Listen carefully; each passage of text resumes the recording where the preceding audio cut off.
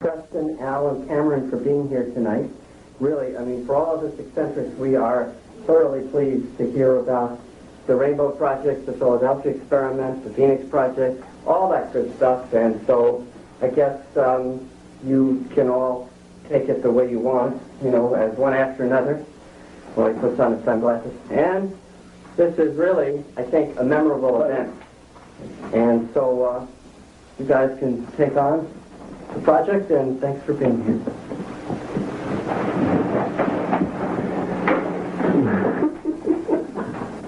Thank you. I'm Preston. Why don't you start? All right. Well, we're here tonight. We have with us Mr. Bielik, who is from the Eldridge for the Philadelphia Experiment, the older fellow that went back to 43. We also have with us Mr. Cameron, who is also off the Eldridge. Two of the craziest people in the world. Now, compliment. They're not so crazy, they survive. We're here at the auspices of the, what's it, Galuppi? Yeah, Filippo Galuppi. Galuppi brothers. Right. We're here in this nice, beautiful home in Blue Point. This home has to be at least $250,000. I hope so. Three-quarter. $750,000, whatever. And I don't know what we're going to talk about. Why don't you start with what Montauk was about, how it tied into the Philadelphia Experiment. A brief synopsis, maybe, of the... Okay, first of all, I got to find the However, you want to start with Philadelphia and then go to however you want. How it ties in? I first have to find the power cord. I got a place to plug this power cord and start up the tape recorder. There, plugged in. All right, way back when. Let's start with the Phoenix Project. Phoenix Project is a carry-on from the Philadelphia Experiment. That was a... Can you hear them? Can you hear them okay? That was a silly little project that the Navy did back in the 30s and the 40s, attempting to make a battleship invisible. They wanted to make an aircraft carrier invisible. They threw the switch one eventful day, and the ship went into hyperspace, caused all sorts of problems to the people on the boat.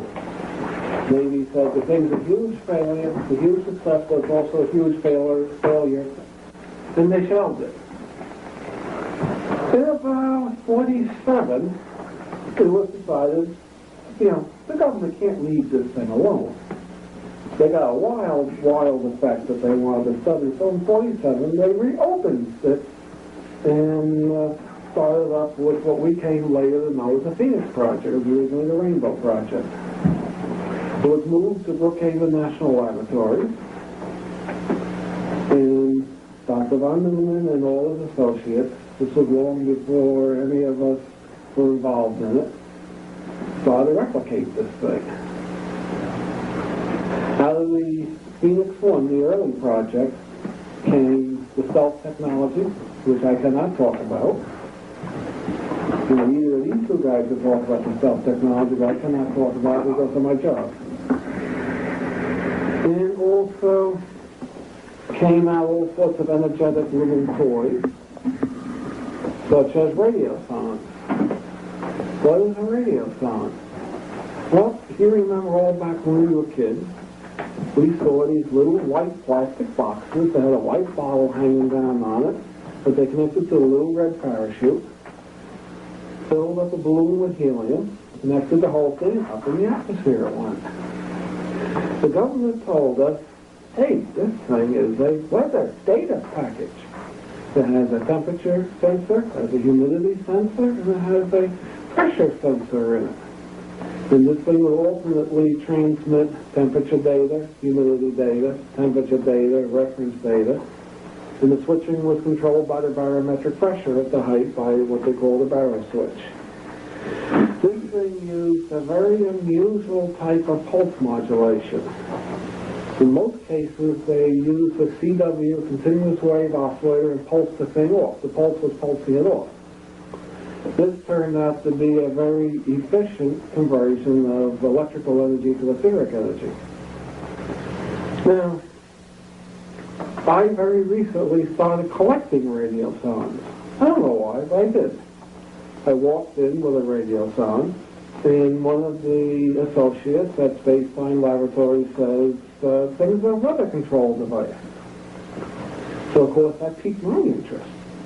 I'd already known that the humidity sensor was terrible. Its accuracy was a lot to be desired. I'd known the temperature sensor was terrible. Its accuracy had a lot to be desired. And the other unusual thing that I wondered about is, yeah, I can get all the radio sounds I want. I've never, ever seen a receiver for them. So we first did a quote-unquote psychic reading. The Space-Time Laboratories, everybody uses CAD, computer-aided designs. At Space-Time Laboratories, we use psychic-aided designs. So we had a number of different psychics read on the radio sound. Weather control device, doorbuster, orgone enhancer. That's the readings that came through. So I got very interested, and I started to ask around about radio sounds. The next thing I found out by word of mouth is these things were designed at Brookhaven National Laboratories up in Long Island, New York, just up the road from this place. And I started to talk to people I know at Brookhaven. Ran across a retired gentleman from Brookhaven who wishes to remain nameless, so I won't name him, he'll stay anonymous. He told me that the design was originally done by a character by the name of Wilhelm Reich. Of course, that piqued my interest even more. Wilhelm Reich. The story goes that in about 47, Mr. Reich handed the U.S. government a weather control device, a little package that would do door busting. He felt that if he could reduce the amount of door and increase the orgone in the storm wouldn't be violent, it wouldn't have winds, and it wouldn't do the damage. It would be a less violent storm. What is the DOR? Deadly orgone. Dead orgone. That's the bad stuff. And where does that come from? No one really knows where it comes from. I've heard a number of theories.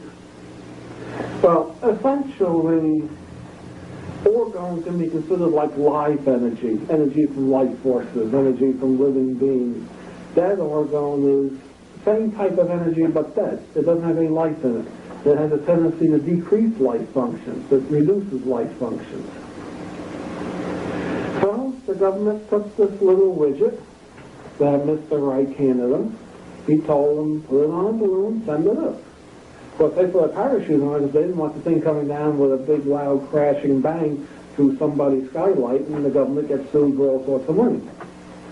And they send the thing up into a bad storm, and it gets reduced in intensity tremendously. So the government goes back to Reich and says, hey, we like the thing. So they launch another part of the Phoenix project where they design these radio sounds. This is almost like a little subsection of this, by the way, this story. Now, of course, I dug further and further into it. As I already noted, I talked of the receiver. There are instances where we know they launch these things from every boat at sea, every airport, every weather station. They launch them from planes. At one point in the 50s, there must have been maybe 200 to 500 of these things launched every day. The radio range, being a radio every day. The radio range, being a radio person, I can tell you about that, I checked it. The radio range on these transmitters, even up in the air, maybe is 100 miles. So that means when they launch one of these frequencies, there has to be a receiver close by. They're going to send up a data transmitter and not have, they have to have a receiver. That means if they're sending 200 or more of these things up each day, there's got to be one pile of receivers.